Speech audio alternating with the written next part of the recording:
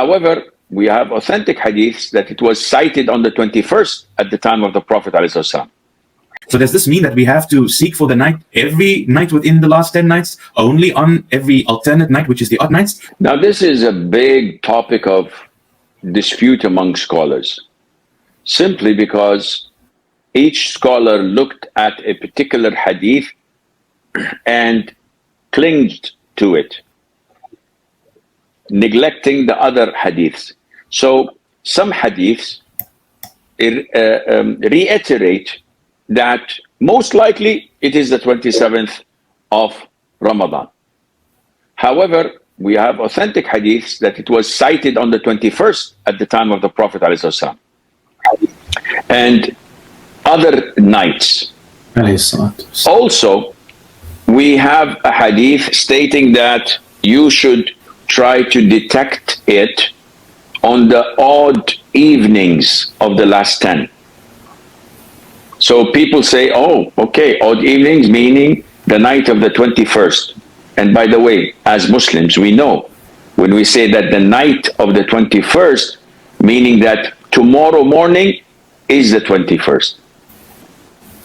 So the night of the 23rd, meaning that today is 22, at night it becomes the night of the 23rd.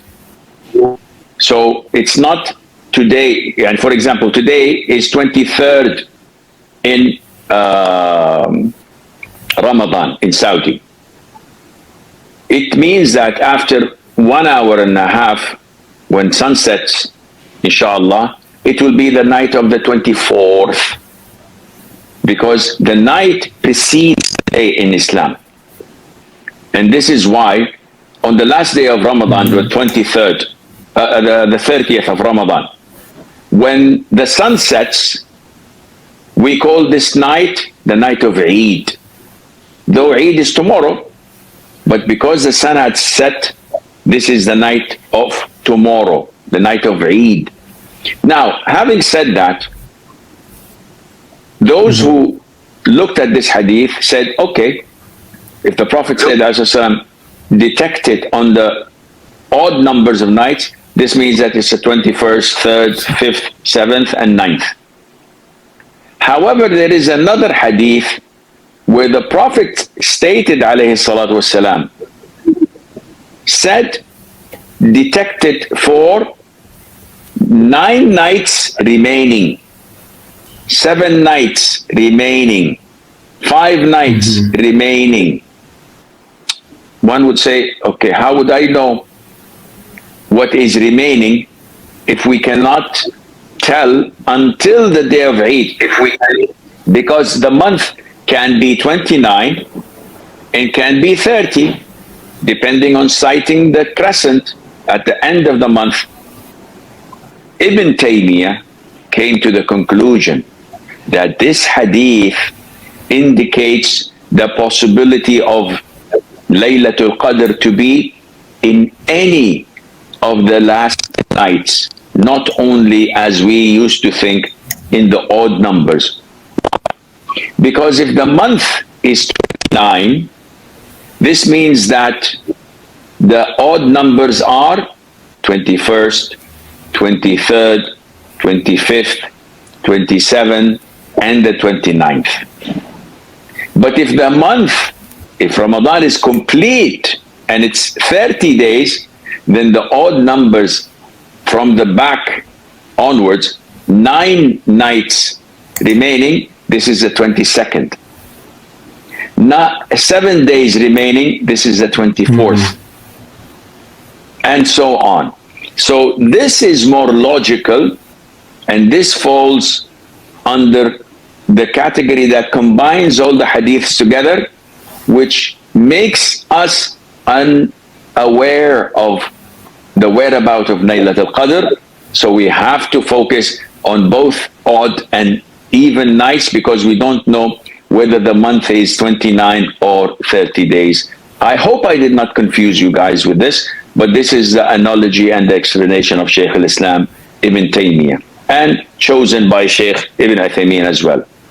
The Prophet ﷺ used to offer a lot of ibadah during the month of Ramadan. The month of Ramadan is a season where people try their level best to get closer to Allah Azza wa Jal. It's a season of Quran, it's a season of charity, it's a season of night prayer, it's a season of dhikr. So it's a whole package deal. And the Prophet ﷺ used to try his level best during this month of Ramadan. However, in the last 10 nights of Ramadan, the Prophet ﷺ would even excel further.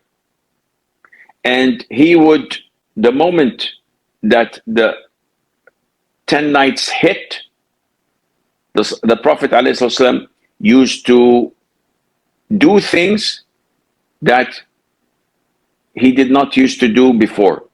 So he used to revive the whole night through dhikr, Quran, and prayer. Wake up his wives and tighten up his waist wrapper, which is a metaphor to not having intimacy with the wives, or it is a description of what a person would do when he's about to do something physical and something hard. So if you're going to carry something or do some sort of activities, you tighten your apron so that, or your waist wrapper, so that it would not fall down. This is what the Prophet used to do, alayhi salatu wasalam, during the 10 nights of Ramadan. Especially a specific, beautiful ritual that the Prophet would not do other than in Ramadan, alayhi salam, generally speaking. That is i'tikaf, seclusion. So these 10 nights, the Prophet ﷺ would seclude himself in the masjid, not leave the masjid except for whatever is humanly needed, such as answering the call of nature. Or if the food would not be brought in, he would go and eat and come back. That's it. He would not visit a sick person. He would not follow a funeral. He would not go anywhere. He would not have any type of intimacy with the wives. 10 nights and days, excluding himself in the masjid. Only in these last 10 nights of Ramadan, which highlights a lot of importance to these 10 nights. And it's like when racers are engaged in 100-meter or 1,000-meter, or even in a marathon. When they come to the end of the race, they try their level best to put everything in their power, because this is what makes it or breaks it. So generally speaking, these last 10 nights are highly valuable due to the nature, due to the existence of one particular night which is not similar to any other night during the whole year, where Allah revealed a whole surah about the virtues of this night, a full chapter of the Quran, telling us that it is better than 1,000 months.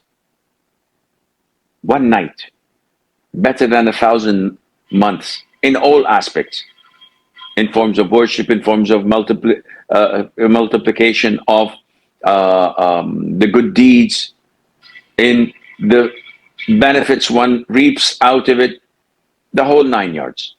So this is a form of putting the virtues and the benefits of these 10 nights in a nutshell.